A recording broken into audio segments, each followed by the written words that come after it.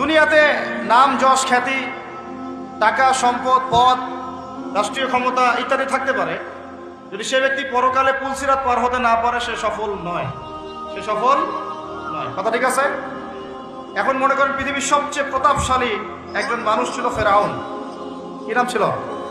সে কি পরকালে সফল? ফেরাউনের একার যে পরিমাণ পলিটিক্যাল পাওয়ার ছিল, এখন এই জাতিসংঘেরও সেই পলিটিক্যাল পাওয়ার নাই। বুঝতে পারেন কথা কি? এখন কি সে সফল? কেন সফল না? কারণ দুনিয়ার জীবনে সে আল্লাহর হুকুম মানে নাই, এই পরীক্ষায় সে ফেল করছে। একই বিষয় এখানে অনেকের অনেক বড় বড় সম্পত্তি থাকতে পারে, ক্ষমতা থাকতে পারে, যদি ঈমান, আমল এবং ইসলাম ঠিক না থাকে, সে দুনিয়াতেও সফল না, পরকালেও সফল।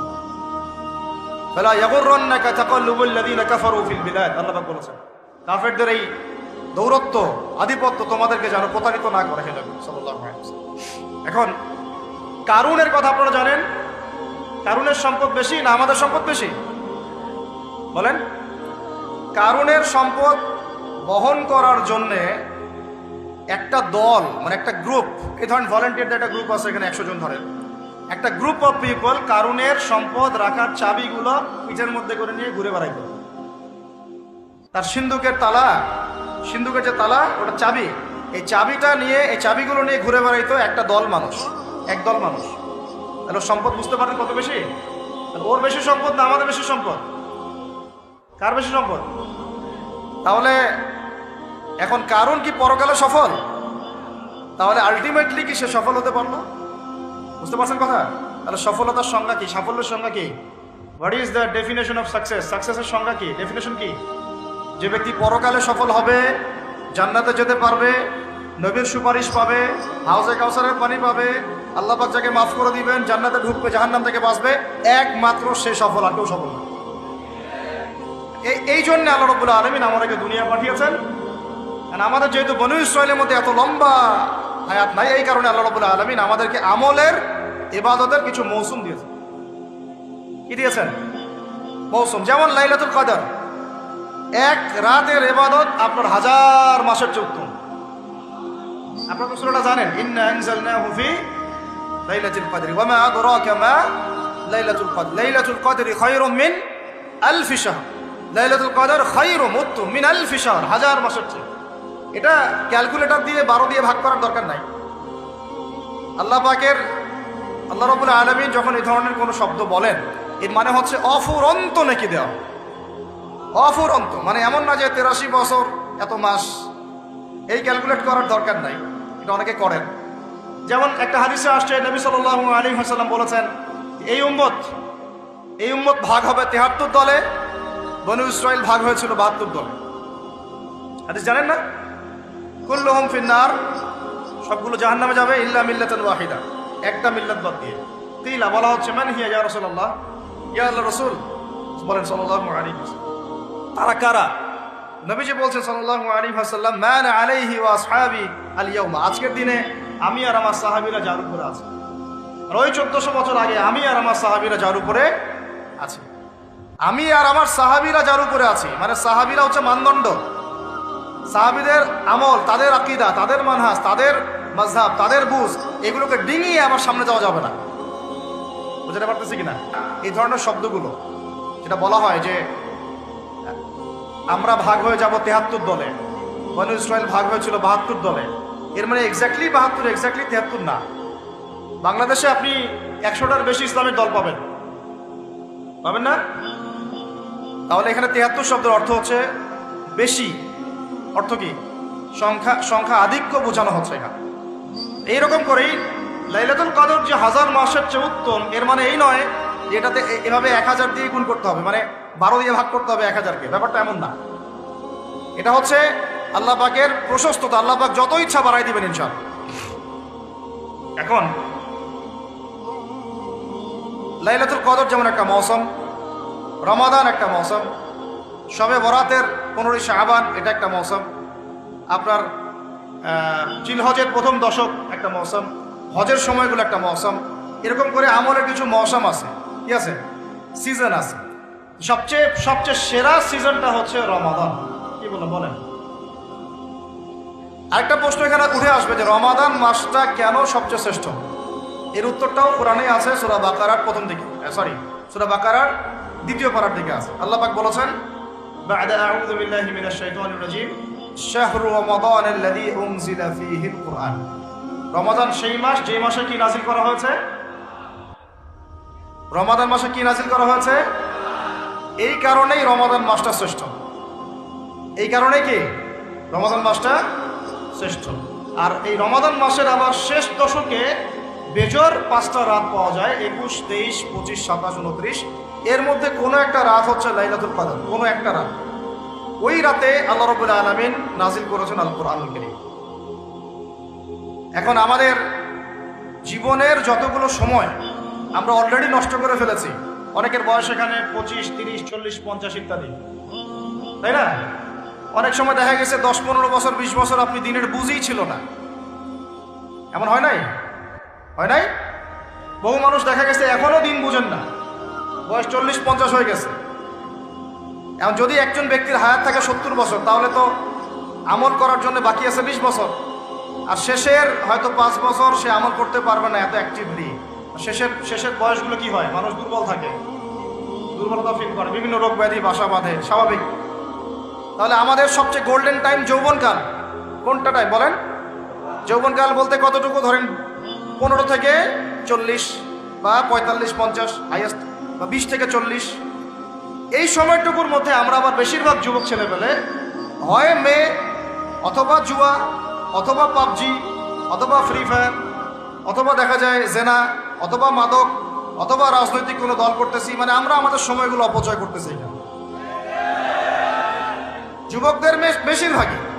আর যারা এগুলো থেকে বাইরে ভাবছেন না আমি ভালো ছাত্র, পড়াশোনা করি ইত্যাদি ইত্যাদি, মাদ্রাসার কথা বলছি না আমি, আমাদের ভাইদের কথা বলছি, তারা আবার দেখা যায় এমন একটা ট্র্যাকে পড়াশোনা করেন যে ওই যে বলতেছি যে 15 বছর পড়েন, 15 বছর পরেও 15টা সূরার আপনি তাফসীর জানেন, 15টা হাদিস। আপনাকে মাফ করবেন, আমি আঘাত করতে চাচ্ছি না, পেটে বোম মারলেও 15টা হাদিস বের হয়। এটা কি বাস্তবতা না? কথা ঠিক না ভুল? তাহলে এখন 15 বছরে আপনি 15 কোটি টাকা মনে হয় খরচ করেছেন পড়াশোনার জন্য। যারা বেসরকারি বিশ্ববিদ্যালয়ে পড়ে তাদের তো কথাই নাই, লক্ষ লক্ষ টাকা ঢালতেছে, থাকা খাওয়া, মানে চলাফেরা, মেসের লাইফ, ফ্ল্যাট ভাড়া নেওয়া, প্রাইভেট কোচিং, কত কি না করতেছে। কিন্তু আলটিমেটলি ওই যে বললাম সাফল্যের সংজ্ঞা কি? পুলসিরাত পার হইতে হবে। পুলসিরাত পার হওয়ার জন্য যে এলেম লাগবে, ওই এলেমের সাথে আপনার এলেমের কোনো সম্পর্কই নাই। এখন আবার আপনার এলেমের সম্পর্ক হয়ে গেছে শরীফার সাথে। তো এগুলো দিয়ে কিভাবে পার পাওয়া যাবে সেটা আপনারাই ভাবেন, আমি বেশি বলতে চাচ্ছি না। বেশি বললে তো বলবেন বলছি, তাই না? বেশি বললে তো বলবেন যে বেশি বেশি বলতেছেন। আল্লাহ পাক একটা জাতিকে, শুনেন, আল্লাহ পাক একটা জাতিকে ফেরেশতাদেরকে নামিয়ে দিয়ে মাটিটা এভাবে উপরে তুলে আসমানে উঠায়, পাথর নিক্ষেপ করে, বড় বড় পাথর নিক্ষেপ করে, রজম মানে থেতলা করে উল্টা দিকে এভাবে দাফন করে দিয়েছিলেন। এটা হচ্ছে সাদুম গোত্র, জর্ডানের ডেড সি, মৃত সাগরের পাশে এরা থাকতো। এই কওমের অপরাধ ছিল, এরা ছিল ছেলে ছেলে জেনা করত। কি করতো বলেন? ছেলে ছেলে জেনা করত, ছেলে ছেলে প্রেম, ছেলে ছেলে মহব্বত, ছেলে ছেলে জেনা। এখন বলা হচ্ছে যে একটা ছেলে, বাইর থেকে ছেলে, মনটা নাকি মেয়ের মতো। মনটা যদি মেয়ের মতো হয় তাহলে ও সার্জারি করার পরে কার সাথে মানে যৌন সম্পর্ক করবে? কার সাথে? মেয়ের সাথে না ছেলের সাথে? আগে ছিল ছেলে, পরে সেক্সুয়াল সম্পর্ক করতেছে ছেলের সাথে, তাহলে এটা কি হলো? সমকামিতা। কি হলো? সমকামিতাকে ঘুরাই খাইলেন আর কি। যেমন সুদ অনেক সময় মানুষ ঘুরাই খায়, ওই রকম সমকামিতাটাকে ঘুরাই খাওয়ার চেষ্টা করা হচ্ছে। পৃথিবীর ইতিহাসে এমন কোনো কম ছিল না এই কম এলুতের আগে। সূরা আনকাবুত পড়েন। কোন সূরা? সূরা আনকাবুত আর সূরা হুদ। সূরা হুদ, সূরা আনকাবুত, দেখবেন বিস্তারিত লেখা আছে। এত জঘন্য কম ছিল, এত জঘন্য যে দুজন ফেরেশতাকে আল্লাহ পাঠিয়েছেন লূত আলাইহিস সালামের বাসায়। ওই ফেরেশতাদেরকেও তারা চাচ্ছে। নাউজুবিল্লাহ। চিন্তা করা যায়, ওটা আরেকটা আলোচনা। তবে এর শাস্তিটা জেনে রাখেন। নবী সাল্লাল্লাহু আলাইহি ওয়াসাল্লাম বলেছেন যে তোমরা যদি সমকামীদেরকে পাও, এটা তাদের জন্য এই হাদিসটা প্রযোজ্য যাদের হাতে রাষ্ট্রীয় ক্ষমতা আছে এবং আইন প্রয়োগ করার ক্ষমতা আছে। এটা সবার উপরে এটা না। যাদের হাতে এই ক্ষমতা আছে ওদের জন্য নবীজি বলেছেন, আমাদের নবীজি মুহাম্মদ সাল্লাল্লাহু আলাইহি ওয়াসাল্লাম বলেছেন, তোমরা যদি ওদেরকে পাও তাহলে ফাকতুলুল ফাইলা ওয়াল মাফউল বিহি, যে সমকামিতা করেছে আর যে এখানে রাজি ছিল, যার সাথে করা হয়েছে, দুটাকে হত্যা করবা। এই মৃত্যুদণ্ডের শাস্তি কে দিয়েছেন? আল্লাহ এবং তার রাসূল।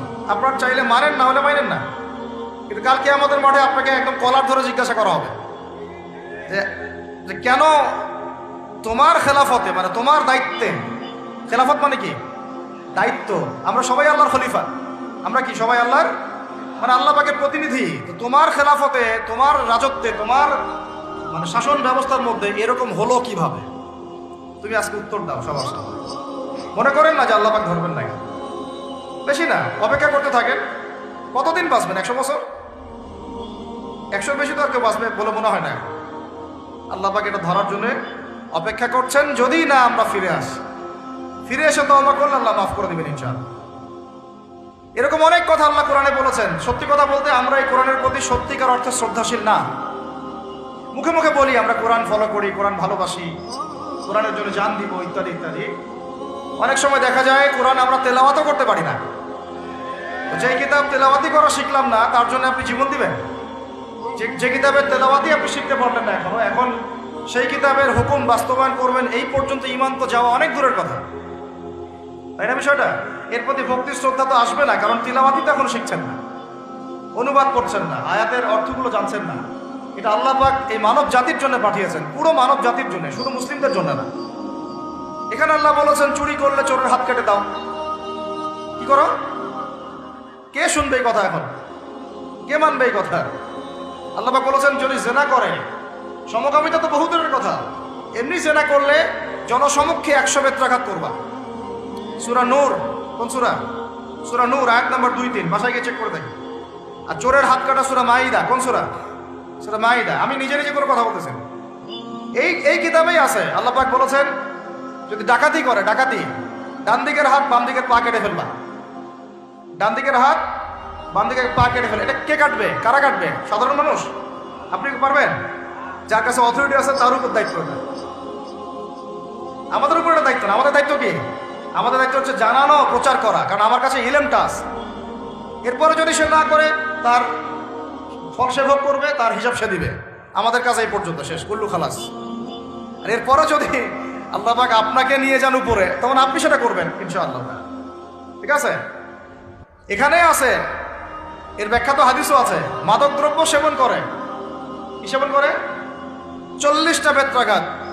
কয়টা? কে মানে কোরআনের কথা? এখানে আছে যে ব্যক্তি সুদ খায়, কি খায়? আরো আসতে বলেন, যে ব্যক্তি সুদ খায় সে যেন আল্লাহর সাথে যুদ্ধ করে, নবীর সাথে যুদ্ধ করে। আস্তে আস্তে বলতেছি না আমি কথাটা, কোরআনেই আছে। কে মানে কথা? কে মানে? নবীজি বলছেন সুদ যে ব্যক্তি ছাড়ে না সে যেন তার মায়ের সাথে জেনা করে। এগুলো এখন কে কাকে বাস করবেন? এগুলা কে শুনবে এই কথা? সুদি এনজিওর 6 লাখ দেশ ভরে, তারপরে এমন কোনো গ্রাম নয়, এমন কোনো শহর নয়, এমন কোনো ব্যাংকিং সিস্টেম নয় যেখানে সুদ নাই। নবীজি বলছেন আমি সুদের সাথে সম্পৃক্ত 4 শ্রেণীর মানুষকে অভিশাপ দিয়ে গেলাম। নাউজুবিল্লাহ। আমাকে বুঝান তো, নবীর অভিশাপ নিয়ে কেউ জান্নাতে যাবে? হ্যাঁ? নবী কাউকে সাল্লাল্লাহু আলাইহি ওয়াসাল্লাম যদি কাউকে অভিশাপ দেন, ও জান্নাতে যেতে পারবে? এত সহজ? নবীজি বলছেন যে সুদ খায় আমি তাকে অভিশাপ দিলাম, যে সুদ দেয় আমি তাকে অভিশাপ দিচ্ছি। যে সুদ খায়ও না, দেয়ও না, কিন্তু সাক্ষী থাকে, কি থাকে?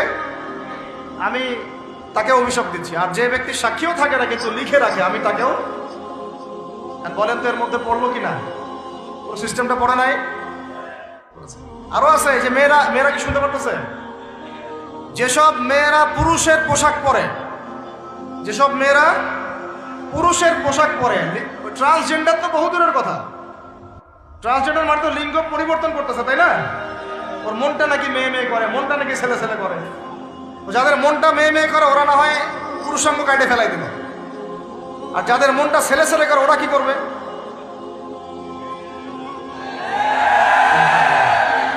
চিন্তা করেন, চিন্তা করেন জাহেলিয়াতের কোন জায়গাটাতে আসছে চিন্তা করছেন? আমি এমনি এমনি বলি না, এটা আবু জাহেলের যুগ। কার যুগ? শোনেন, আবু জাহেলের যুগে এরকম জেনা বেশি ছিল, পর্নোগ্রাফি তখন ছিল না, ব্যভিচার বেশি ছিল, জুয়া বেশি ছিল, মাদক বেশি ছিল, গোত্রীয় হানাহানি মারামারি ছিল, শিরক ছিল, সুদ ছিল। এই যুগের নাম হলো আইয়ামে জাহিলিয়া। ওই যুগটা হচ্ছে আবু জাহেলের যুগ। এখন এগুলোর কোনটা নাই? এখন আমাদের সমাজের কথা বাদ দেন, পুরো বিশ্বের দিকে তাকান, পুরো বিশ্বের দিক বড় করে চিন্তা করেন। বিশ্বের মধ্যে এগুলোতে ভর্তি না এখন? এটা হচ্ছে এগিয়ে যাওয়ার বিশ্ব বলে আগাচ্ছে এরা কিয়ামতের দিকে। কোন দিকে? ধ্বংসের দিকে, কিয়ামতের দিকে। যদি না ফিরে আসে, যদি না ফিরে আসে। আল্লাহ পাক বলেছেন, ফাযাক্কির, তুমি উপদেশ দাও, ইন নাফআতিয যিকরা, যদি উপদেশ কাজে আসে, সায়াযাক্কারু মান ইয়াখশা, যে আল্লাহকে ভয় করে দ্রুত ফিরে আসবে ইনশাআল্লাহ। আল্লাহকে যারা ভয় করি আমরা, ফিরে আসবো না ইনশাআল্লাহ। লাস্তা আলাইহিম বিমুসাইতির, তুমি কারো প্রতি দারোগা নও। আমরা কারো প্রতি কি নই? দারোগা নই। আমাদের কাজ কি? বাল্লিগু আন্নী ওয়ালাউ, প্রচার করো একটা আয়াত যদি যাও, ব্যাস। এরপর যদি না মানেন, আপনার প্রস্তুতি আপনি গ্রহণ করেন। এখন বলতে চাচ্ছিলাম, দেখেন, ট্রান্সজেন্ডার বহু দূরের কথা, নবীজি বলেছে সাল্লাল্লাহু আলাইহি ওয়াসাল্লাম, কোনো মেয়ে যদি ছেলের পোশাকও পরে, মানে ছেলের মতো শার্ট, ছেলের মতো প্যান্ট, জিন্স, গেঞ্জি, টি শার্ট, নাউজুবিল্লাহ, তাহলে নবীজি বলছেন ওই মেয়ের উপরে আমার অভিশাপ।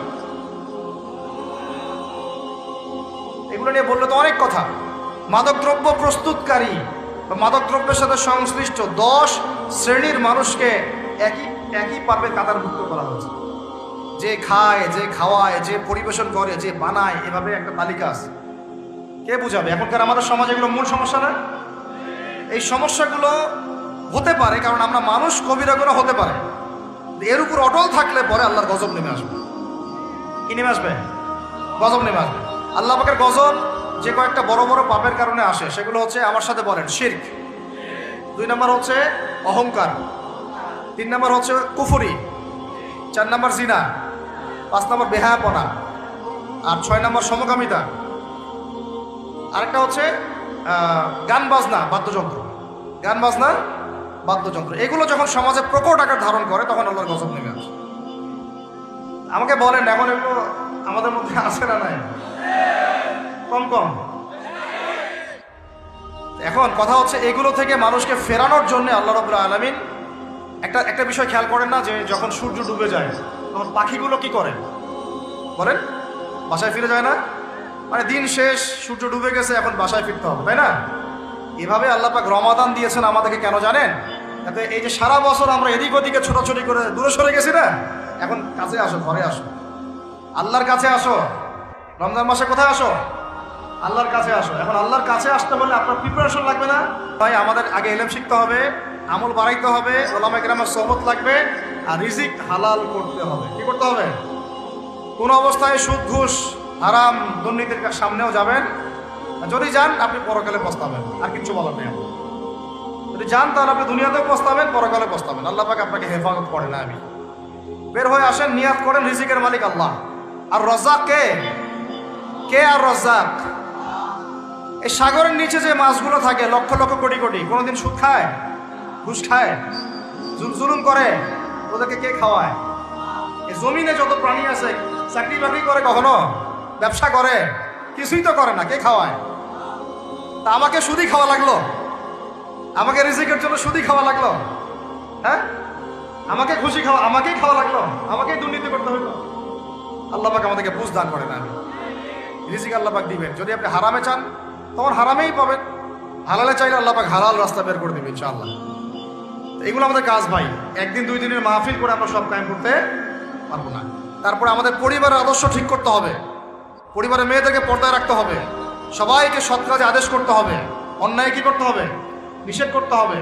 দাওয়াতের কাজ করতে হবে। আলেমদের সোহবতে থাকতে হবে। উম্মাহকে ঐক্যবদ্ধ করার চেষ্টা করতে হবে। তারপরে ইনশাআল্লাহ দিনের জন্য কিছু করা যাবে। ঠিক আছে কথা? আল্লাহ পাক আমাদেরকে বোঝার তৌফিক দান করেন। এখন আসেন ভাই, ওই 15টা পয়েন্ট আমি আপনাদেরকে বলি। এই 15টা মাথায় ঢুকান। এটা ভুলে যাবেন না, আজকে সব ভুলে গেলাম, ঠিক আছে? রমাজানের প্রস্তুতি নাম্বার 1, আমার সেটা বলে। রমাজানের প্রস্তুতি নাম্বার 1 হচ্ছে, যত দুনিয়াবি কাজ আছে সেই কাজগুলোকে কমিয়ে ফেলবো। 1, দুনিয়াবি কাজগুলো কি করব? মানে দুনিয়াবি যত কাজ, যত ব্যস্ততা যা আছে এগুলোকে কমায় নিয়ে আসবো, যাতে রমজান মাসে আমাকে বেশি বাইরে দুনিয়াবি প্রয়োজনে বাইরে বের হতে না হয়, মানে বেশি ব্যস্ততা আমাকে দুনিয়ার জন্য না করতে হয়। 2 নম্বর হচ্ছে ভাই, রমজানের আমরা সবাই 30টা সম রাখবো বলে নিয়াত করি, আল্লাহ পাক তৌফিক দান করেন, আমিন।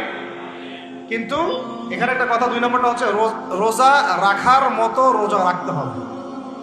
কি বললাম বলেন? রোজা রাখার মতো রাখতে হবে। এটা কেন বললাম, কেন বললেন ভাই? উত্তর দিচ্ছি। উপোস থাকা, না খেয়ে থাকা আর সম রাখা এক জিনিস নয়।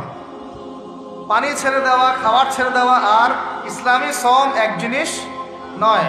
অনেক ধর্মের মানুষ খাবার পানি ছেড়ে দিয়ে থাকে, উপাস থাকে, থাকে না?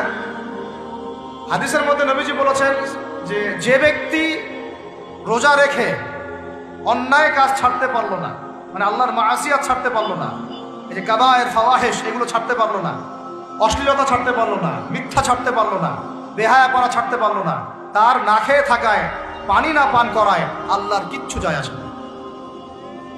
আর রোজার বিষয় বুঝলাম। রোজা কাকে বলে ভাই? মানে রোজা মানে হচ্ছে আমি আল্লাহ পাকের সমস্ত নিষেধ ছেড়ে দিব। কি করব? আল্লাহর সমস্ত নিষেধ। রোজা থেকেছি, পানি খাচ্ছি না, খাবার খাচ্ছি না, কার ভয়ে? গোসল করার সময় এক ঢোক পানি খেলে কে দেখবে? এই চেতনা তখন কাজ করে, তখন কাজ করে না? চুপ করে এক লোকমা ভাত খেলে কে দেখবে? কেউ দেখবে? আল্লাহ ছাড়া কেউ দেখবে? কেউ দেখবে না। তারপর আপনি খান না কেন? আপনি খান না কেন? কারণ আপনি অনুভব করেন যে আল্লাহ পাক আমাকে দেখছেন। এটাই হলো ইহসান। এটার নাম কি?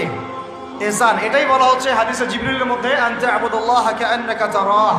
তুমি এমন ভাবে আল্লাহর ইবাদত করো যেন তুমি আল্লাহকে দেখতে পাচ্ছ। ওয়া ইল্লাম তাকুন তারাহু, তুমি যদি আল্লাহকে দেখতে না পারো জেনে দেখো ফাইন্নাহু ইয়ারাক, আল্লাহ পাক তোমাকে দেখছেন। এটাকে বলে আল্লাহ কনসিয়াসনেস বা ইহসান বা তাকওয়া। আর তাকওয়া হাহুনা, তাকওয়া কোথায়? এখানে।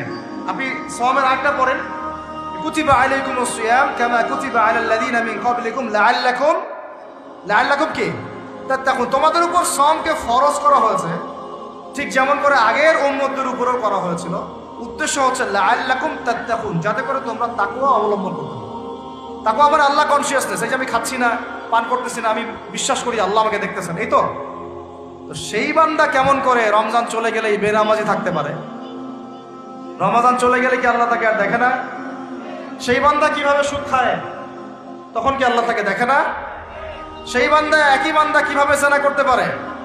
মেয়েকে নিয়ে কেমন করে বাইকে ঘুরতে পারে? কেমন করে গায়রা মাহরামের সাথে আমরা ইয়ে করতে পারি, ফ্রি মিক্সিং করতে পারি? কেমন করে সে সমকামিতার দিকে ধাবিত হতে পারে? কেমন করে সে জুয়া খেলতে পারে? কেমন করে সে মাদক খাইতে পারে? কেমন করে সে আল্লাহ দ্রোহী আইন বাস্তবায়ন করতে পারে? যদি সে এটা চেতনা, এই চেতনা থাকে যে আল্লাহ আমাকে দেখছেন। এই চেতনাটাকে বদ্ধমূল করার জন্যই রমাজান আসে। বলেন সুবহানাল্লাহ। আমি বুঝাতে পারলাম রোজা রাখার উদ্দেশ্যটা কি? ওই জিনিসটাকেই আমাদের ভিতরে ইনস্টল করাই হলো উদ্দেশ্য। লাআল্লাকুম, অবশ্যই বলেন লাআল্লাকুম তাত্তাকুন। তাকওয়া কি কিনতে পাওয়া যায় বাজারে? এই যে আল্লাহ পাক আমাকে দেখছেন, আমি খাবো না, আল্লাহ আমাকে দেখছেন, আমি পান করতে পারবো না, আমার রেস্ট্রিকশন আছে, পিপাসায় গলা ফেটে যাচ্ছে একেবারে রোদের মধ্যে, তাও খাচ্ছি না কেন? কার ভয়ে? ওইটাই জীবনের সব ক্ষেত্রে বাস্তবায়ন করার জন্যই রমজান আসে। বুঝতে পারি না? ওই চেতনাটাই, একই চেতনাটাই জীবনের সবগুলো কাজে বাস্তবায়ন করার জন্য কি আসে? রমাদানের সম আসে। আমরা শুধু রোজার ফজিলত নিয়ে বয়ান করি। রোজা রাখলে 70 গুণ নাকি হবে না, 70 গুণ হবে, 700 গুণ বাড়াই দেবে। মূল কথা ফজিলত তো ফজিলত পাবোই, মূল কথা এইটা, তাকেও অবলম্বন করতে হবে। আল্লাহ পাক আমাদেরকে তৌফিক দান করেন। কয়টা বলছি বলেন ভাই? 2টা মনে থাকবে। 1, দুনিয়াবি কাজ কমায় ফেলা। 2, কি রোজা রাখার মতো রাখা। 3 নম্বর হচ্ছে, এটা আমার নিজস্ব একটা পরামর্শ আর কি। 3 নম্বর হচ্ছে রোজা রাখার জন্য আমাদের সাহারি করতে হয়, ইফতার করতে হয়। এই তো আল্লাহর ওয়াস্তে সাহারি এবং ইফতারে মুসলমানের মতো খাবার খাবেন, জানোয়ারের মতো খাবার খাবেন না। সাহারি এবং ইফতার এই দুটোতে কি খাবেন? মুসলমানের, মুমিনের মতো খাবার খাবেন, জানোয়ারের মতো খাবার খাবেন না। আল্লাহ পাক বোঝার তৌফিক দান করেন। মানে আমরা কিন্তু সাহারিতে কি করি জানেন? 7 পেট খাই। কয় পেট? নবীজি বলেছেন খাবে পেটের 1 ভাগ খাবার, 1 ভাগ পানি, 1 ভাগ আবার বলি, এক ভাগ খাবার, এক ভাগ পানি, এক ভাগ। কার পেট খালি আছে এখন খাওয়ার সময় খাওয়ার টেবিলে? আমাদের ওস্তাদরা বলেন যে মুসলিম উম্মাহ, আমাদের ওস্তাদরা বলেন যে মুসলিম উম্মাহ খাবার টেবিলে হেরে গেছে সে কখনো জিহাদের মাঠে জিততে পারবে না। বুঝতে পারেন নাই? বুঝতে পারলাম না মনে হয়। যারা খাবারের টেবিলেই হেরে গেছে, এখানেই তো আপনি সুন্নাহ মাফিক খাইতে পারতেছেন না, প্রবৃত্তির কাছে হেরে গেলেন। গপ গপ গপ গপ করে খাচ্ছি, 7 পেট ভর্তি করে। এখানে তো খাবারের সামনেই হেরে গেলাম, প্রবৃত্তির সামনে। সে আবার কাফেরদের সাথে জিতবে কেমনে? জিতবে আগে নিজের প্রবৃত্তির উপর জিহাদে তো জিততে হবে। আমার মন চাচ্ছে জেনা করি, করবো না, এটার নাম জিহাদ, এটাও জিহাদ। মন চাচ্ছে সুদ খাই, একটু খাবো না, এটার নাম কি? জিহাদ। মন চাচ্ছে নামাজ না পড়ি, ঘুমায় থাকি, মন চাচ্ছে না, মন বলতেছে ঘুমাই ঘুমাই ঘুমাই, কিন্তু নামাজ পড়তে হবে। এই উঠলাম, ওযু করলাম, গেলাম, এর নাম কি? এটাও এক প্রকার কি? বরং নফসের সাথে জিহাদটা অনেক বড় জিহাদ বলা হয়েছে, বলা হয় নাই? এটা মানুষকে শক্ত করবে। একটা মেয়ে সেটা প্রেম করতে মন চায়, করবো না, ওকে দেখবো না, যাবো না কাছে, এটা এটা শক্ত থাকার নাম কি? এটা মনের নফসের সাথে কি বুঝেন? আল্লাহ পাক আমাদেরকে নফস শক্ত করার তৌফিক দান করেন। তো ভাই, খাবার ইফতারেও এভাবে 7 পেট খাবেন না, সারিতেও খাবো না, কথা করি তো ইনশাল্লাহ। শোনেন, পরিমিত খাবেন, পুষ্টিকর খাবার খাবেন। পরিমিত খাবেন কিন্তু পুষ্টিকর খাবার খাবেন, তাহলে যথেষ্ট হবে ইনশাল্লাহ। আর এখনকার যে খাবার, এতে বেশিরভাগই ভেজাল। যত বেশি খাবো তত দ্রুত অসুস্থ হবো। এই যে আমরা দিন দিন যে দুর্বল হয়ে যাচ্ছি, বুঝতে পারতেছেন না আপনারা? এটা দিন দিন যে আমরা আগের জেনারেশনের মতো শক্ত না। আমাদের দাদারা, তার দাদারা যেরকম স্ট্রং ছিলেন, আমাদের ইয়াংরাও কিন্তু অত স্ট্রং না। একটা ইয়াং ছেলেকে আপনি এখন 50 বছরের একজন মুরব্বীর সাথে পাঞ্জা লাগায় দেন, পারবে না, ওই চাচাই জিতবে। এটার কারণ হচ্ছে ভেজাল খাবার, ভেজাল পরিবেশ, ভেজাল সব কিছু। আমরা যা খাচ্ছি বেশিরভাগই বিষ। আর আল্লাহর কসম, এগুলো মনিটর করার দায়িত্ব সরকারের, এগুলো মনিটর করার দায়িত্ব প্রশাসনের। এদেরকে মোবাইল কোর্টের আওতায় নিয়ে এসে একদম 1 বছরের জন্য ঢুকাইতে ভিতরে। আইনের সঠিক প্রয়োগ হলে এমনি সিধা হয়ে যাবে। বাঙালিদেরকে শুধু মিষ্টি মিষ্টি কথা বলে কাজ হবে না, মাঝে মাঝে কঠিন শাসন লাগে। আমরা কি কারো শত্রু? আমরা সবার শুভাকাঙ্ক্ষী। যদি এই জিনিসটা শক্তভাবে বাস্তবায়ন করা যায়, দেখবেন খাবারের ভেজাল এমনি বন্ধ হয়ে গেছে। মানুষকে মেরে ফেলতেছে খাবার দিয়ে, আর 3 দিনের বাসি তেল দিয়ে রান্না করছে, বললো একদম টাটকা রান্না, খেয়ে ফেলে। এই যে কোলেস্টেরল বেড়ে গেল, ক্যান্সার হচ্ছে। গরু ইঞ্জেকশন দিয়ে ফুলায় ফাপায় মোটা তাজা করে ফেলায়, করে নাই? কি অবস্থা মানুষের বুদ্ধি! চালের মধ্যে এটা মিশাচ্ছে, ডালের মধ্যে ওইটা মিশাচ্ছে, পানির মধ্যে কি মিশাই দিচ্ছে, ড্রেনের পানি বলতেছে মিনারেল ওয়াটার। হ্যাঁ, ডাব খাবেন, ডাবের পানি আগে ইঞ্জেকশন দিয়ে বের করে ফেলাইছে, আগে খাই ফেলছে, অল্প একটু বাকি আছে, ওটার দাম হাঁকাচ্ছে 150 টাকা। নিচ থেকে উপর পর্যন্ত আমাদের সমাজে খালি প্রতারণার প্রতারণা চলতেছে। এই কারণে আমাদের উপর থেকে আল্লাহর রহমত দিন দিন উঠে যাচ্ছে। আমাদেরকে সতর্ক হওয়া উচিত, আমাদেরকে সৎ হওয়া উচিত। সৎ হইতে পয়সা লাগে না, সৎ হইতে পয়সা লাগে? সবাই যার যার জায়গা থেকে ভালো হয়ে যায়, কিচ্ছু করা লাগবে না ইনশাল্লাহ। আপনি মাদক খায়েন না, কেউ জোর করে মাদক খাওয়াবে? আপনি নিজে সুদ খায়েন না, কেউ জোর করে সুদ খাওয়াবে? এখানে কেউ মাদকের দোকান দিল, আমরা খাই না, ও দোকান নিয়ে চলতে পারবে না, টামটোপলা বাঁধে চলে যাবে, কি করবে? চাইতে বাধ্য সে। আমরা খাইলে সে ব্যবসা করবে। আল্লাহর ওয়াস্তে আমরা কোনো রকম প্রতারণার কাছেও যাব না, হারামের কাছেও যাব না, এবং অন্যকে আমরা প্রতারিত করবো না ইনশাআল্লাহ। বাজার মার্কেটে একটা অনেক জটিল বিষয়। রমজান মাস আসলেই দেখবেন দাম বাড়া শুরু হয়েছে। এখনই অসাধু ব্যবসায়ী যারা, ওরা রিস্টোর করে ফেলাইছে, ওরা আবার সিন্ডিকেট করে ফেলবে যে এই দামের বাইরে যাবে না। তখন আবার দেখবেন যে সরকার বিপাকে পড়ে গেছে, দাম আর কন্ট্রোল করতে পারতেছে না, তখন ভর্তুকি দেওয়া লাগতেছে, আবার ওদেরকে আইনে আনা লাগতেছে। মানে আমরা নিজেরাই ঠিক নাই। কারা ঠিক নাই? আমরা নিজেরাই ঠিক নাই। এই কারণেই তো আমরা, মানে আমাদের সমাজের উপর থেকে আল্লাহ পাকের রহমত, বরকতটা উঠে যাচ্ছে দিন দিন। আপনি দেখে নিন, যে পণ্যের দাম এখন 200 টাকা, রমজান মাস আসলে দেখবেন 250 টাকা 300 টাকা বাড়াই দিচ্ছে। এটা ব্যবসায়ীরা করবে, অনেকেই, অনেক অসাধু ব্যবসায়ী করবে, অনেকেই করবে, এখনো চলতেছে।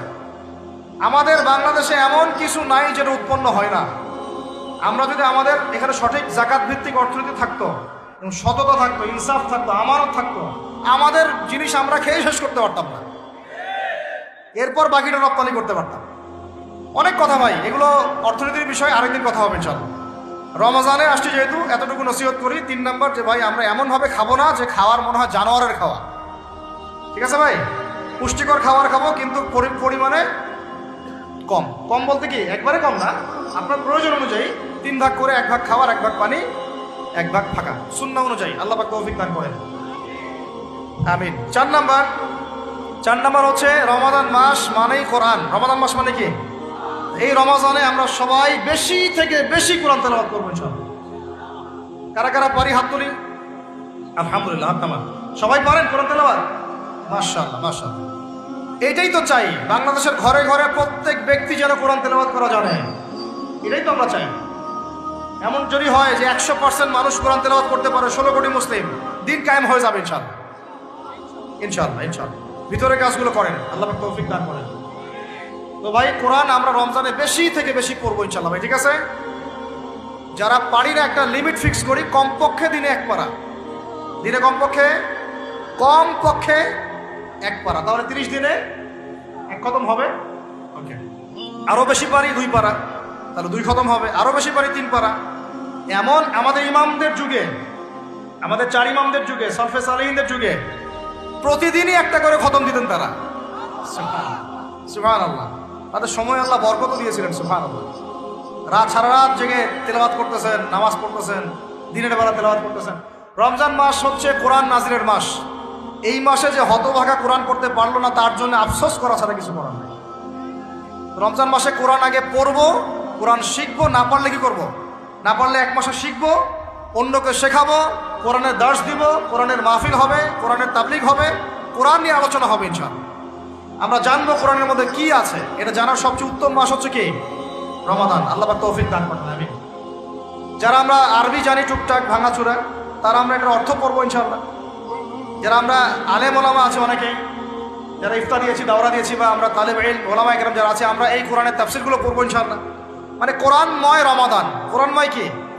এবং চেষ্টা করবেন, আমার খুব ইচ্ছা হয় যদি আল্লাহ পাক আমাকে ক্ষমতা দিতেন, তৌফিক দিতেন, আমার ইচ্ছা হয় যে রমজান মাসে বাংলাদেশের যত মসজিদ আছে সমস্ত মসজিদে কোরআন শিক্ষা ফ্রি হয়ে যাবে। ভালো উদ্যোগ না? বাংলাদেশে কত মসজিদ আছে? 1000 না লাখ? লাখ না কোটি? হয়তো কোটি কোটি মসজিদ থাকতে পারে। প্রত্যেকটা মসজিদে যদি বিনামূল্যে কোরআন শিক্ষা কার্যক্রম করা যেত রমজান মাসে, 1 মাসে আপনি দেখতেন প্রায় মিনিমাম 5 কোটি মানুষকে কোরআন শেখানো যেত। তাও হাতে কলমে, তাও কি হাতে কলমে। বই দেওয়া হতো ফ্রি, আর ওই যারা টিচার ক্লাস নেবে ওদেরকে বেতন দিব, ভাতা দিব সরকার থেকে। দেওয়া যায় না? দেওয়া যায় না? আচ্ছা, যদি গভর্নমেন্ট নাও দেয়, আপনারা জাকাত থেকে দিতে পারেন, সদকা থেকে দিতে পারেন, পারেন না? নিজেদের পকেট থেকে দিতে পারেন, নিজের ব্যবসা থেকে দিতে পারেন, এলাকা ভিত্তিক দিতে পারেন। কত উৎস আছে না?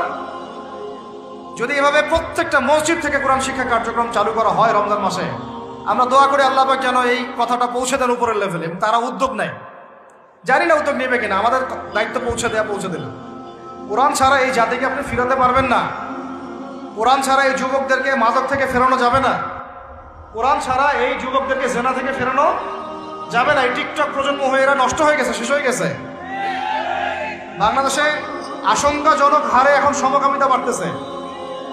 আশঙ্কাজনক হারে এখন জেনা, ব্যভিচার, পরকীয়া এগুলো বেড়ে গেছে। মাদক দ্রব্যে কি ছয়লাভ, এই যে গুন্ডামি, মাস্তানি, ছিনতাই কারা করতেছে? যারা ইয়াং ছেলে পেলে এরা করতেছে। এদেরকে ফিরাইতে হইলে কোরআন ছাড়া কোনো গতি নাই। আইয়ামে জাহেলিয়াতের সেই মানুষগুলো কোরআনের আলোয় শ্রেষ্ঠ মানুষে পরিণত হয়েছে। কথা বুঝতে পারেন নাই? আইয়ামে জাহেলিয়াতের সেই মানুষগুলা যারা একসময় নিজের মেয়েকে দাফন করেছিল জীবন্ত। ইন্না লিল্লাহি ওয়া ইন্না ইলাইহি রাজিউন। চিন্তা করা যায়? আপনি আপনার মেয়েকে দাফন করতে পারবেন জীবন্ত? পারবেন? বলেন। এরকম মানুষ যারা এই কাজ করেছিল, তারা কোরআনের সংস্পর্শে এসে সোনার মানুষে পরিণত হয়েছে। এই কিতাব আল্লাহ পাক নাজিল করেছেন ওই ঘরের উপরে উঠিয়ে রাখার জন্য না, মাঝে মাঝে বের করবো, ধুলা মুছবো, চুমু খাবো, রেখে দিব, এই জন্য না। বাবা মারা গেছে, খুললাম, পড়লাম, সব বক্সায় দিলাম, এই জন্যে না। শুধু এই কিতাব আল্লাহ পাক নাজিল করেছেন যারা আমরা হৃদয়ে ধারণ করি। কোথায় ধারণ করি? তো হৃদয়ে ধারণ করবো তো তখনই যখন আমি বেশি তেলাওয়াত করব, বেশি বেশি পড়বো, সবাইকে পড়াবো, শেখাবো। আল্লাহ পাক আমাদের সবাইকে কোরআনের বিপ্লব ঘটানোর তৌফিক দান করেন, আমিন। তো প্রিয় ভাইরা, 4 নম্বর কাজ, কোরআন শিখবো, পড়বো, শেখাবো, দর্শ দিব, কোরআনের একদম বিপ্লব। রমজান মাসে ইনশাল্লাহ কোরআনময় রমাদান হবে ইনশাল্লাহ। রমজান মাসে অন্য কোনো বইও পড়ার দরকার নেই, প্রয়োজনে কোরআন পড়েন, হাদিস পড়েন আর কোরআন পড়েন। কোরআন এবং হাদিস, অন্য কোনো বই, বিষয়ভিত্তিক বই পড়ার দরকার নেই। আর অ্যাটলিস্ট 1 মাস আপনি না পড়েন। এরপরে আসি 5 নাম্বার, রমাদান মাসে আমরা ফরজ ইবাদতগুলোকে সর্বোচ্চ গুরুত্ব দিব ইনশাআল্লাহ। যেমন সবার আগে কি? সালাত। এই একটাই বল, সালাত। সালাত নাই, ইসলাম নাই। সালাত নাই, সে ব্যক্তি মুসলিম না। সোজা কথা শোনেন, সালাত অস্বীকার করে সে ব্যক্তি মুসলিম না। নবীজি বলছেন, মান তারাকা সালাতান মুতাআম্মিদান ফাকাদ কাফারা। কেউ যদি ইচ্ছা করে সালাতকে অস্বীকার করে, ছেড়ে দেয়, সে ব্যক্তি কি হয়? কাফারা, কুফরি করে। সালাত না পড়ার কারণে ইমামগণ বলেছেন তাকে মুসলমানদের কবরস্থানে দাফনও করবে না। কোন কোন ইমাম বলেছেন তাকে জানাজাও দিবা না। কোন কোন ইমাম বলেছেন তাকে জেলখানায় বন্দি করে রাখবা। কোন কোন ইমাম বলেছেন তাকে মৃত্যুদণ্ডের শাস্তি দিবা। নামাজ না পড়াটা যেমন তেমন পাপ না তো, ইচ্ছা হইলে পড়লাম, ইচ্ছা হইলে পড়লাম না, এমন না। যারা নামাজি তারাও যদি নামাজে সচেতন না হয়, তাদের জন্যও শাস্তি আছে। নাউযুবিল্লাহ। ফাওয়াইলুল লিল মুসাল্লিন আল্লাযীনা হুম আন সালাতিহিম সাহুন আল্লাযীনা হুম ইউরাউনা ওয়া ইয়ামনাউনাল মাউন। এখানে বলা হচ্ছে মুসল্লিদের জন্য দুর্ভোগ, যে মুসল্লিরা নামাজ সম্পর্কে গাফেল, উদাসীন। আবার যারা মানুষকে দেখানোর জন্য নামাজ পড়ে এবং এই যে ছোটখাটো সাহায্য করতে অস্বীকৃতি জানায়, সেটা মাউন পড়েন, তাহলে মুসল্লিদের জন্য গাফেলতির যদি শাস্তি হয়, তাহলে যারা পড়ে না ওদের কি হবে?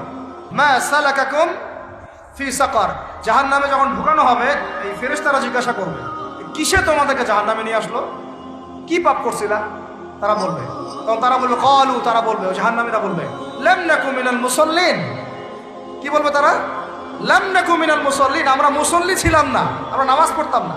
তাহলে বেনামাজির পরিণতি কি বলেন? জাহান্নাম। ওয়ালাম নাকু নুতঈমুল মিসকিন, আর আমরা মিসকিনদেরকে খাবার দিতাম না। সুবহানাল্লাহ। আল্লাহ পাক আমাদেরকে সালাত আদায় করার তৌফিক দান করেন। রমাদান মাসে শক্ত করে নামাজ ধরবেন ইনশাআল্লাহ, আল্লাহ পাক তৌফিক দান করেন। 5 ওয়াক্ত নামাজ চেষ্টা করবো জামাতে পড়ার জন্য। যদি জামাত ছুটেও যায়, তাও পরে জামাত করে নেবেন। সেটাও না পড়েন, অ্যাটলিস্ট বাসায় পড়বেন। রাজি আছেন? এখন কথা হচ্ছে যে নামাজের সাথে আরো অনেক ফরজ আছে না? যেমন পর্দা কি ফরজ না? যাকাত ফরজ না? তারপরে আল্লাহ পাকের আনুগত্য করা, এটা ফরজ না? রাসূলের আনুগত্য, তাওহীদ ফরজ না? সুন্নাত, এই জিনিসগুলো, ফরজগুলোকে শক্ত করে ধরবো ইনশাআল্লাহ। রাজি আছেন? তাহলে 4 নম্বর হচ্ছে রমজান, এটা কি 5 নম্বর না? 5 নম্বর, রমজান মাসে ফরজ ইবাদতগুলোতে সর্বোচ্চ গুরুত্ব দিব ইনশাআল্লাহ। রাজি? 6 নম্বর হচ্ছে ফরজের পাশাপাশি সুন্নত এবং নফলের পাবন্দি। ফরজের পাশাপাশি সুন্নত এবং নফলের পাবন্দি, মানে দেখেন, ফরজ নামাজের আগে পিছে অনেক নামাজ আছে না সুন্নত? দৈনিক 12 রাকাত সুন্নত যে ব্যক্তি পড়বে, তার জন্য জান্নাতে ঘর নির্মাণ করা হবে। কোন 12 রাকাত? ফজরের আগে 2, ফজরের আগে, জোহরের আগে 4, তারপরে 2, তারপরে মাগরিবের পরে, এশার পরে, মোট কত হইল? 12। এই 12 রাকাত নামাজ যে ব্যক্তি দৈনিক পড়বে, তার জন্য জান্নাতে ঘর নির্মাণ করা হবে। রমজান ছাড়া এগুলো ধরার উত্তম কোনো সময় আছে? অনেক সময় মিস হয়ে যায়। রমজানে যেন ধরি আমরা, আল্লাহ পাক তৌফিক দান করেন। এর পাশাপাশি দেখেন, দৈনন্দিন অনেক সুন্নতের আমল আছে না? বিভিন্ন কাজের দোয়া, মাসনুন দোয়া, জিকির আজকার, এগুলো আছে না? এই প্রত্যেকটা কাজকে শক্ত করে আঁকড়ে ধরবো ইনশাআল্লাহ, আল্লাহ পাক তৌফিক দান করেন, আমিন। যে কাজটা করবেন তার আগে জেনে নেবেন ওই কাজটা কিভাবে করলে সুন্নত হবে। সকালে উঠে এক দৌড় দিয়ে বাথরুমে যাবেন না। উঠে আগে বসবেন, চোখ ঘষবেন, মুখ থেকে ঘুমের ভাব দূর করবেন, তারপরে বলবেন আলহামদুলিল্লাহ আল্লাযী আহইয়ানা বা'দা মা আমাতানা ওয়া ইলাইহিন নুশুর। তারপরে আপনি যাবেন আস্তে আস্তে বাথরুমে। বাম পা দিয়ে ঢুকলেন, ইস্তেঞ্জা করলেন, ডান পা দিয়ে বের হবেন। ঢোকার সময় দোয়া আছে, আল্লাহুম্মা ইন্নী আউযু বিকা মিনাল খুবসি ওয়াল খাবাইস। বের হওয়ার সময় আলহামদুলিল্লাহ আল্লাযী আযহাবা আনিল আযান ওয়া আফানি উফরানাকা দোয়া আছে, এগুলো সুন্নাহ মোতাবেক কাজ করবেন। বুঝাতে পারতেছি? কাপড় পরবেন, যে কোনো কাপড় পরবেন না।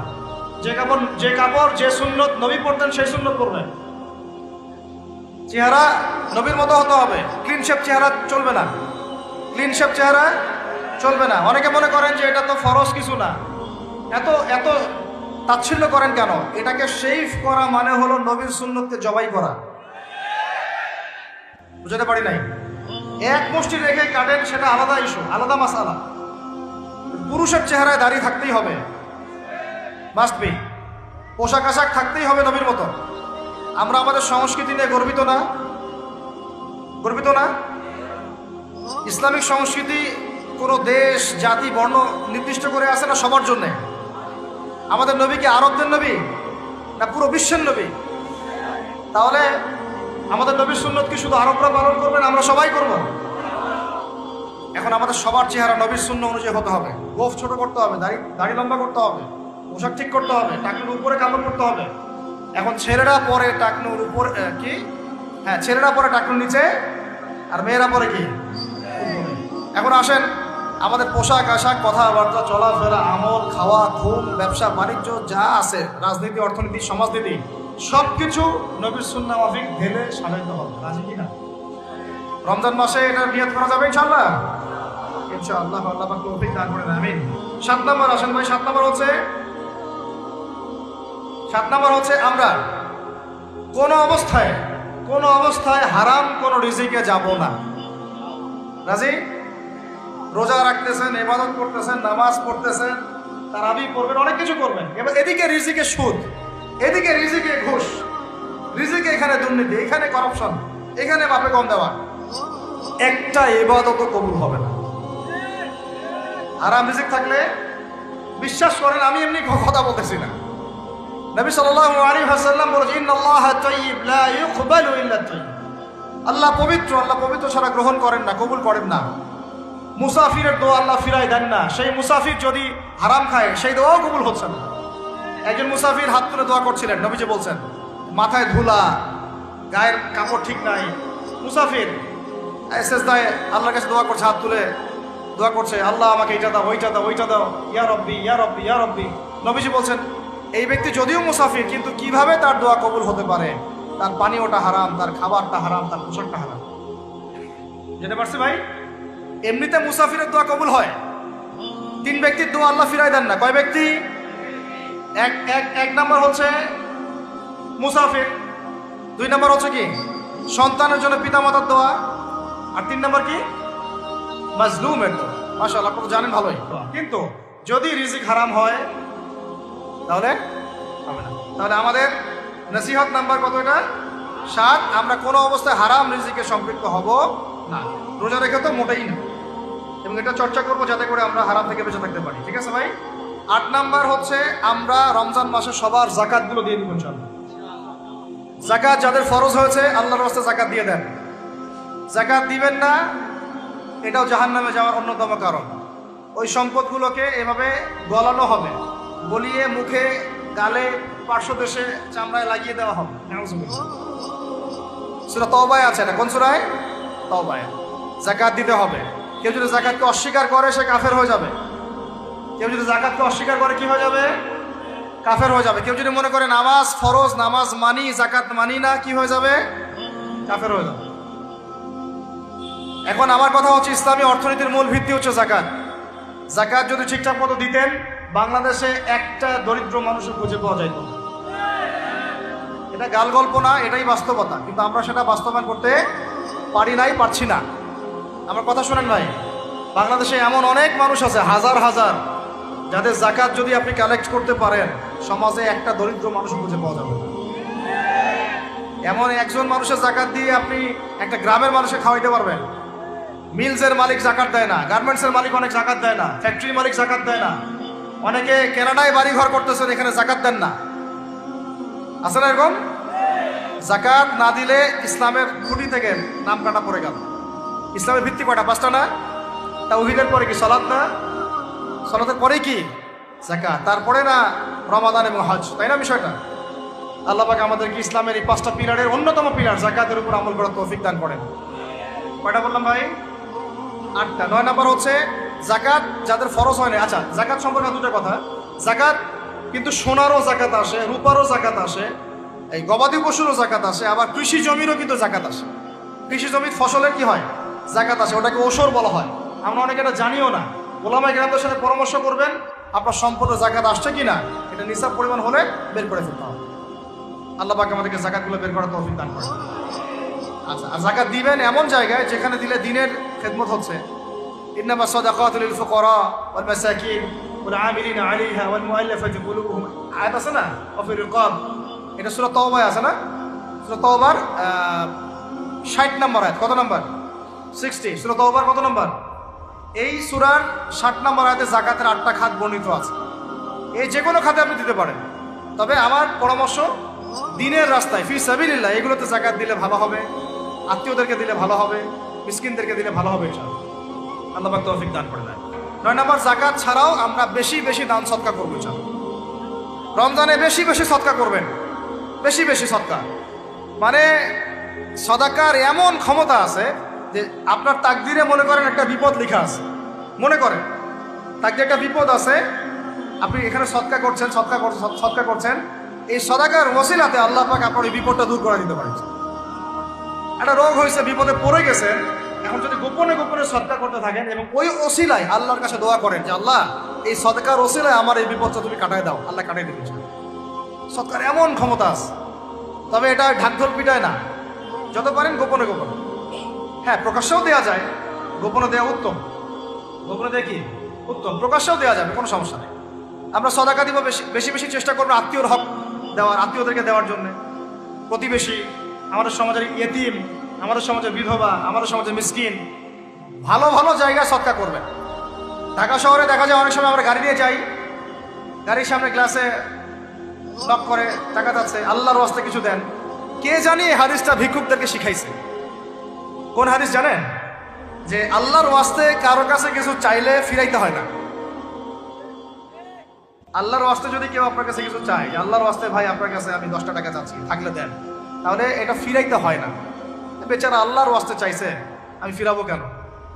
আল্লাহর দোহাই দিছে। তো প্রত্যেকটা ভিক্ষুক দেখবেন চায় আল্লাহর ওয়াস্তে দেন, সেটা নিয়ে গাঁজা খাক আর কি করে করবো, আল্লাহর ওয়াস্তেই চাচ্ছে। অনেক সময় দেখা যায় অনেক ভিক্ষুকের ফ্ল্যাট আছে ঢাকায়, কি আছে, আর আমরা ভাড়া থাকি, যারা দেই তারা ভাড়া থাকি, ওই ভিক্ষুকের ফ্ল্যাট আছে। সুবহানাল্লাহ, প্রতারণা যুক্ত, বোঝার বুদ্ধি নাই কোথায় দিলে ভালো হবে। এই জন্যে বাছাই করে করে সদকা করবেন, দিনই খাতগুলোতে বেশি সদকা করবেন। আল্লাহ পাক তৌফিক দান। আর সবচেয়ে ভালো হয়, আমার পরামর্শ, সবচেয়ে ভালো হচ্ছে আত্মীয়দেরকে দিবেন। এখানে আপনি দুইজনে কি পাবেন? কয়টা? এক, আত্মীয়র হক রক্ষা করলেন, হক আদায় করে তার নাকি, সদকা তো করলেন, এটার নাকি আছে। আবার আত্মীয়র সম্পর্ক বজায় রাখলেন, সুসম্পর্ক বজায় রাখলেন, এটা আরেকটা নাকি। আত্মীয়তার সম্পর্ক রক্ষা করা বিশাল ইবাদত। তো প্রিয় ভাইরা, আমরা আত্মীয়তার সম্পর্ক রক্ষা করবো ইনশাআল্লাহ। আর আত্মীয়দের মধ্যে সবাই একরকম হয় না, এক এক মানুষ এক এক বুঝের। কেউ হয়তো আলট্রা মডার্ন, কেউ এক্সট্রা অর্ডিনারি মডার্ন, ঠিক আছে, কেউ দিনের ধার কাছেও নাই, কেউ নাস্তিক, এরকম আছে তো নাকি? তা আপনি সৌজন্যমূলক সম্পর্ক বজায় রাখবেন। সালাম কালাম বিনিময়ে আসলে মেহমানদারি করা, সৌজন্যমূলক সম্পর্ক কি করবেন? বজায় রাখবেন। আল্লাহ পাক আমাদেরকে বোঝার তৌফিক দান। কয়টা বলছি? 8টা 9টা। 10 নম্বর হচ্ছে ভাই, রোজা রেখে বেশি বেশি ইস্তেগফার করবেন। কি করবেন বলেন? রোজা রেখে বেশি বেশি ইস্তেগফারের সবচেয়ে ছোট্ট বাক্যটা হচ্ছে আস্তাগফিরুল্লাহ ওয়া আতুবু ইলাইহি। কি বললাম বলেন? আস্তাগফিরুল্লাহ ওয়া আতুবু ইলাইহি। এইটুকু পারা যাবে না?